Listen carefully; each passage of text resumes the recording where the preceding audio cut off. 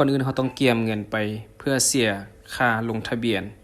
ปลายแล้วก็ค่าทรัพย์สินเนาะคันหนึ่งจะได้เสีย1 ล้านกีบต่อ1 คันปิดไปเนี่ยติดไป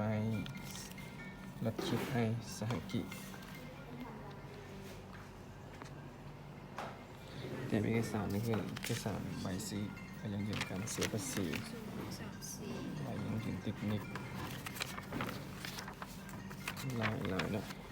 ใบอนุญาตติดนิกประกอบส่วน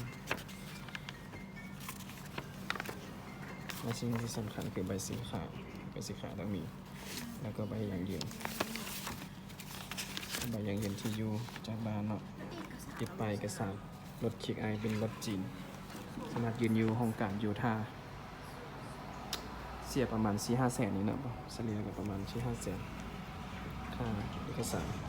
ติดไปเสียภาษีเขียนใบคำห้องกระทรวงโยธาธิการและขนส่งเนาะแล่นเอกสารไปรถจากซื้อจากห้างจีนเนาะหลังจากเขาแล่นใบภาษีแล่นอย่างให้เขาก็มาติดป้ายเขียนใบคำห้องแล้วให้เจ้าหน้าที่จะมากวดเบิ้งเล็กจากเล็กถังเนาะกวดเล็กจากเล็กถังแล้วเรียบร้อยแล้วก็ยินเอกสารแล้วก็เกี่ยมประมาณ2 อาทิตย์หรือว่า3 อาทิตย์ได้ป้ายแล้วก็ไปติดอยู่จราจรเนาะอันนี้คือขั้นตอนในการติดป้ายรถจักรคิกไอต่อไปก็มีเอกสารครบสุด